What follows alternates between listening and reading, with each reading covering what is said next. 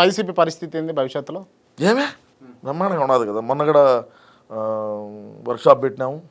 మా పార్టీలో మేము ఏ విధంగా ముందుకు పోవాలనేది దిశానిర్దేశం చేసినాడన్న. తప్పకుండా రాబోయే రోజుల్లో మేము అధికారంలోకి అయితే వచ్చాం. కొద్దిగా టైం పడుతుంది. ఎప్పుడు వస్తారు అధికారంలోకి? 39లో 49లో వచ్చాం బా. నీకు ఎందుకో 39, 49 ఎప్పుడో ఒకసారి వచ్చాం లేబ్బా. 11 స్థానాలకు పడినాము. ఇంక నుంచి లేదు పైకి రారా పైకి లేచాం. లేపుతా నేను ఉండా కదా. లేపుతా 11-0 తీసుకుని. అరే నేను ఖచ్చితంగా లేపుతా. నేను లేపేదానికే ఉండేది. మా అన్నను మళ్ళా ముఖ్యమంత్రిగా చూసుకునేదాకా నా పోరాటం ఆగదు. ముఖ్యమంత్రిగానా లేకపోతే అసలు ముఖ్యమంత్రిగా అవుతాడు. ఖచ్చితంగా అవుతాడు. Okay, right. ఓకే, నిజంగా వైసీపీలో ఉన్నటువంటి మంత్రులు అంటే గొప్ప మంత్రి, అబ్బా పేరు చెప్పుకోదగ్గ మంత్రి అని అంటే ఎవరు? కొడాలి నాని. ఎందుకు గొప్ప మంత్రి ఆయన? ఎందుకు అంటున్నా?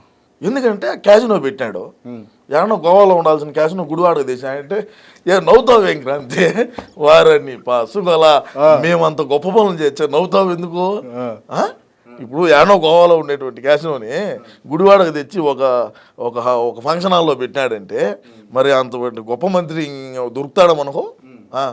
ఇప్పుడు మన భారతదేశంలో ఉండేటువంటి రాష్ట్రాల్లో ఆ రాష్ట్రాల్లో ఉండేటువంటి శాసనసభ్యులు, ఆ శాసనసభ్యుల్లో మంత్రులుగా ఉండేవాళ్ళు ఎక్కడైనా సరే నీళ్ళల్లో ఆడేటువంటి క్యాసినోని భూమి మీదకి తెచ్చి ఆడించినాడంటే మరి ఎక్కడైనా ఉండదా చెప్పు? ఏమన్నా ఉండదేమో.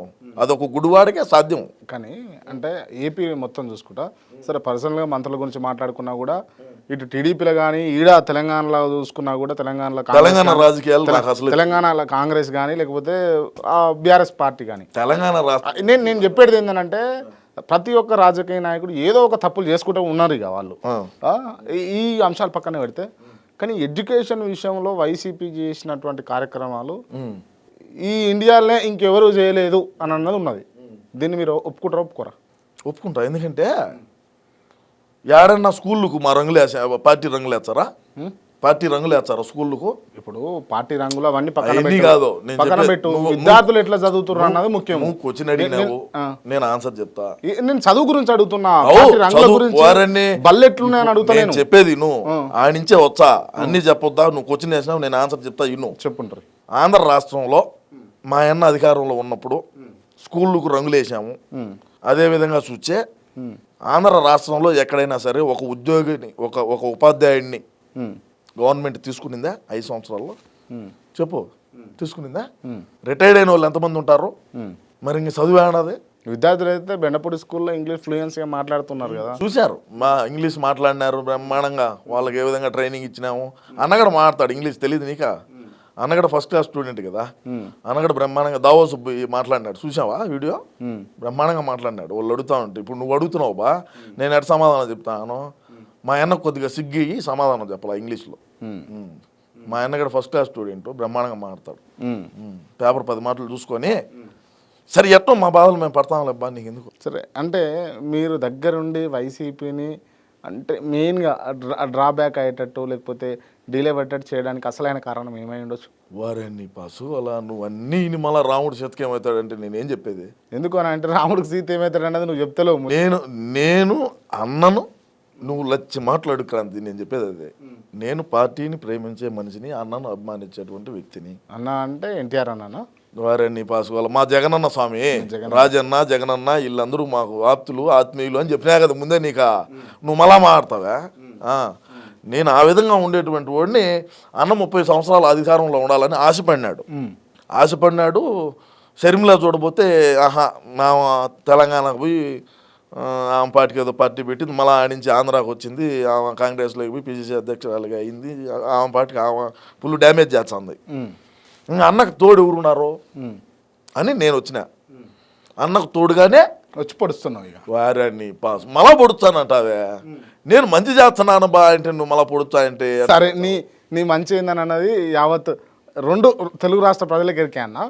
సరే, ఈ అంశం పక్కన పెడదాం. బెటర్. లడ్డూలో కల్తీ జరిగింది, ఆవు కొవ్వు లేకపోతే పంది కొవ్వు అని చెప్పేసి చేప నూనె కలిపిరు అని చెప్పేసి. ఎవరు కలిపిరు? జరిగిందనే చెప్తాను నేను. ఎవరు కలిపిరు అంటున్నాను? మా అన్న ఆదేశాల మేరకు సుబ్బారెడ్డి, కరుణాకర్ రెడ్డి, ధర్మారెడ్డి ఈ రెడ్లందరూ కలిసి వేశారు. ఇప్పుడు అంతెందుకు కావాలని వేసారా? అవును. పొన్నవాళ్ళ సుధాకర్ ఉన్నాడు. పొన్నవాళ్ళ సుధాకర్ రెడ్డి తెలుసా నీకు? పొన్నవోలు సుధాకర్ రెడ్డే చెప్పినాడు, పంది కొవ్వు వచ్చి 1400, ఆవుని 300 అంట. ఇంక మరి ఆవుని వేస్తారా పంది కొవ్వు వేస్తారా అని చెప్పి మాట్లాడతా. అంటే అంత పవిత్రంగా చూసుకునేటటువంటి తిరుమల తిరుపతి దేవస్థానం యొక్క లడ్డూను అపవిత్రం చేయడం తప్పా కాదా? 100% తప్పే. మరి మా వాడు అవుయా ఒక ముఖ్యమంత్రి స్థానంలో ఉండి వాంటెడ్లీ కావాలని చెప్పేసి డబ్బు కోసం డబ్బు సంపాయాలా? పుణ్యక్షేత్రాల మీదనా ఏం అమ్ముతాం కావాలంటే తమిళనాడుకు. మేము కన్నా 2024లో అధికారంలోకి వచ్చి కన్నా ఉంటే తిరుమలైనా తమిళనాడుకి అమ్మేసి ఉందాం. అటువంటి ప్రయత్నంలో ఉన్నాం మేము. మాకు లెక్క కావాలా దాహము, లెక్క ఆడించవచ్చు. అదే అంటే ఇంత చీప్ ఎట్లా బిహేవ్ చేస్తారని ఇప్పుడు మా అన్న మతమైంది. నేను ఇక్కడ మతాల మధ్య ఏం చిచ్చు పెట్టేదానికి రాలా. నీ మతం నీకు గొప్ప, నా మతం నాకు గొప్ప కదా. అదేవిధంగా ఇప్పుడు జగనన్న ఒక క్రైస్తవుడు, అర్థమైందా? ప్రసాదం ఇచ్చినప్పుడు టిష్యూలో పెట్టినప్పుడే నీకు అర్థం కాలా దీంట్లో ఏదో కలిసి ఉండదని? అర్థమైంది నీకు? నువ్వు ఆ బుద్ధి అర్థం చేసుకోవాలి. నువ్వు దానికి ఆన్సర్ ఏం లేదు, నువ్వు అడగబల్లే, నేను చెప్పబల్లే. వదిన తీర్థం తీసుకుంటుంది ఎట్టా ఇట్లా అంటుంది, ఇటు గారిపోతుంది గుడిలో. వారిని మేము అధికారంలో ఉంటే వెంకటేశ్వర కలియుగ దైవం అయినటువంటి వెంకటేశ్వర స్వామి వారి సెట్ వేసుకున్నాం ఇంట్లో 5 కోట్లు పెట్టి. ఏం రాదు తిరుమలకు, ఏమెందుకు వస్తుంది? ఇప్పుడు టీడీపీ అధికారంలోకి వచ్చింది. ఈ విషయం మీద పోరాటం చేసి క్లియర్ చేస్తారా, లేకపోతే అదే కంటిన్యూ చేస్తారా? ఏంది కొవ్వు కలుపుడు, ఆవు కొవ్వు పంది కొవ్వు కలుపుడు ఇప్పుడు మళ్ళీ మార్చినారు కదా. ఇప్పుడు తిన్నావు నువ్వు తిరుమల లడ్డు ఎట్టున్నదో, గతంలో ఎట్టు నేను చూసావా? ఆడ అర్థం అయిపోలా. నిజం కలిసిందా అంటే 2 కాల్సలా, పందికు సపరేటు, ఆవు నెయ్యి సపరేట్, ట్యాంకర్లు సపరేట్ అయిపోయినాయి. 2 మిక్స్ చేసి అయితే పంపిలా. ఎందుకు అట్లా? అంటే మిక్స్ చేయకూడదు కదా, ఏది కావాలంటే అది వాడతారు పైన. అట్లా 2 ట్యాంకర్లు పంపించాం. అయితే నువ్వు అనుకున్నట్టు పందికొవ్వు ఆవు నెయ్యి 2 మిక్స్ చేసి ట్యాంకర్లో పెట్టి పంపిలా. పందికొవ్వు సపరేట్గా పోతుంది, నెయ్యి సపరేట్గా పోతుంది. అట్లా పోయినాయి. అది కూడా దగ్గరలోనే తయారైందని నేను నిన్న మా పార్టీ వాళ్ళు చేశారని. ఓకే, వైసీపీ నాయకులు రానున్న రోజుల్లో జైల్లోకి పోయే అవకాశాలు ఉంటాయా? ఎవడైతే అవినీతి చేస్తుంటాడో, ఎవడైతే అక్రమాలు చేస్తుంటాడో, ఎవడైతే అతిగా ఉంటాడో, చట్టం ఎవరికి చుట్టం కాదు అంటాడు చంద్రబాబు నాయుడు గారు. మరి ఇంకా ఆయన ఏం చేస్తాడో తెలియదు. మా అన్న లోపల వేయకుంటే చాలు స్వామి అని నేను రోజు మొక్కుతా. వేయకుంటే చాలని మొక్కుతావా, వేస్తే బాగుండని? వేయకుండా ఉంటే చాలు. మళ్ళీ ఆయన ముఖ్యమంత్రి కావాలి కదా. ఆయన ముఖ్యమంత్రి కావాలని చెప్పి నేను ఆయనైతే లోపల వేయకూడదు స్వామి అని ప్రతిరోజు గుడికి పోయి దండం పెట్టుకొని టెంకాయ కొట్టుకోవచ్చు. ఓకే, అంటే వేసాక ఇబ్బంది ఏమి లేదు. 16 నెలలు జైల్లో ఉన్నామంటే ఇంకేం ఇప్పుడు ఏమి వేసినా కూడా ఇబ్బంది లేదు. ఏమి నేనులా పార్టీకి నేను నా బుధ స్కందాల మీద వేసుకో మోస. ఏం నవ్వుతావు ఎందుకు అంతే? వారని పాసు అలా నేను వాస్తవాలు చెప్తే నవ్వెందుకు వస్తుందయా? వాస్తవాలు మాట్లాడతా నేను. జస్ట్ ఆ కండవా కప్పుకున్నందుకే ఇవాళ పార్టీ అధికారం కోల్పోయింది. మీరు కనుక బుధ స్కందాల మీద పార్టీని వేసుకుంటే కథ ఖచ్చితంగా అన్నను మళ్ళా చేసుకోవాల్సిందే. ఖచ్చితంగా మనం జగనన్నను ఖచ్చితంగా మనం ముఖ్యమంత్రిని చేసుకోవాలా. పోలవరం కట్టాలా, రాజధానులు కట్టాలి, 3 రాజధానులు కట్టాలి, చాలా పనులు ఉన్నాయి.